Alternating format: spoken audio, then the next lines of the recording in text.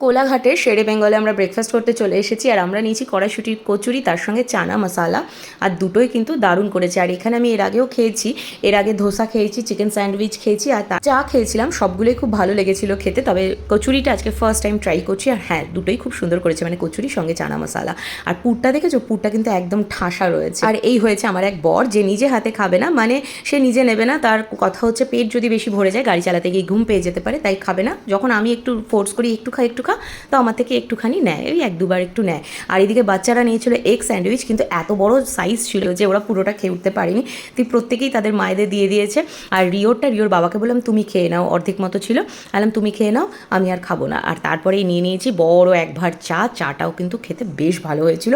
আর আমার মতো যারা চা প্রেমী বা চায়ের নেশা যাদের আছে না, সকাল বিকাল চা না হলে চলে না, তারাই জানবে দিনের শুরুতে এরকম এক ভাঁড় চায়ের কি মজা। আচ্ছা, এর বড় ব্লগগুলো কিন্তু ইউটিউবে রুহি কথা 14-এ চলে এসেছে, তোমরা চাইলে সেখানে গিয়ে দেখে নিতে পারো, আমি কমেন্ট বক্সে লিঙ্ক দিয়ে রাখছি।